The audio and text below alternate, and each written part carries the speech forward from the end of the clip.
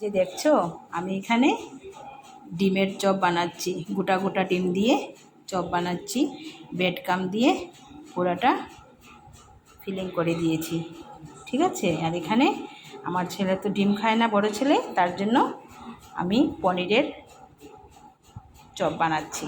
এই যে এইগুলো হয়েছে, এই যে এটা হয়েছে পনিরের চপ। এই যে 5টা বানাচ্ছি, আমরা তো বড় বড়, তাই ওর জন্য 5টা বানিয়ে নিয়েছি। ও খুব খুশি হবে এসে। ঠিক আছে, পনিরের চপ আর সব কিছু রেডি করে নিয়েছি, শুধু ভাজবো আর খাবো। এটা হয়ে গেছে সন্ধ্যার টিফিন।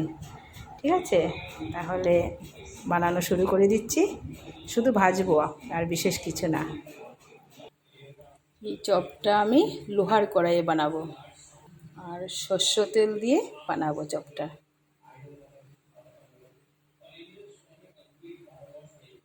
সর্ষে তেল দিয়ে বানালে না খুব টেস্ট হয় খেতে।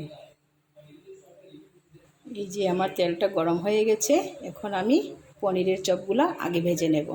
এগুলো তো আর বেশি বড় না, সব একসঙ্গেই দিয়ে দেব।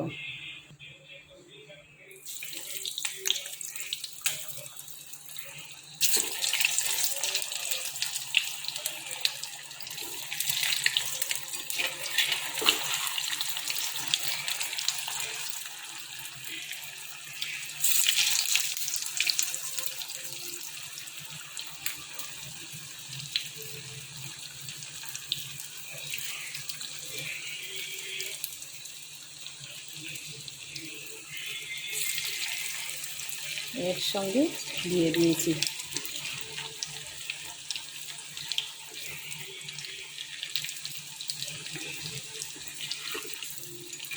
পনিরের চপগুলো যে খেতে খুব টেস্ট হয়, আমার ছেলের তো ভীষণ ফেভারিট। এই যে ফ্রেন্ড হয়ে এসেছে, নামিয়ে নেব। এখন আমি ডিমের চপগুলো ছেড়ে দিচ্ছি।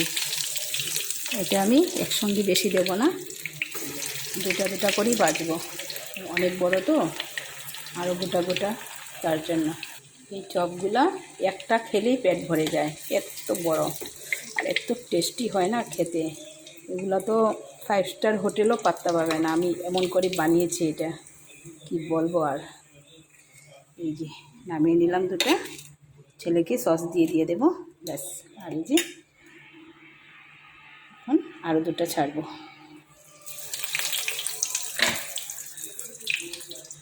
দুটা দুটা করেই করছি, আর দুটো আছে, এটা হলেই হয়ে যাবে। এই যে হয়ে গেল 4টা, দেখেছো ফ্রেন্ড? এখন আর দুটো করব, হয়ে যাবে।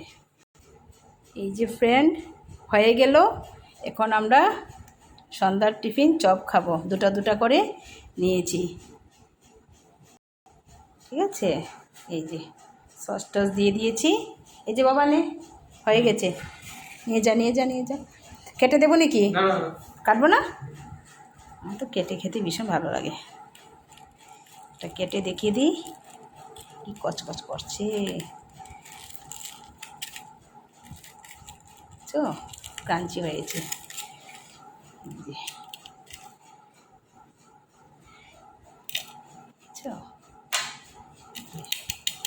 দেখেছো এরকম ক্রাঞ্চি হয়েছে।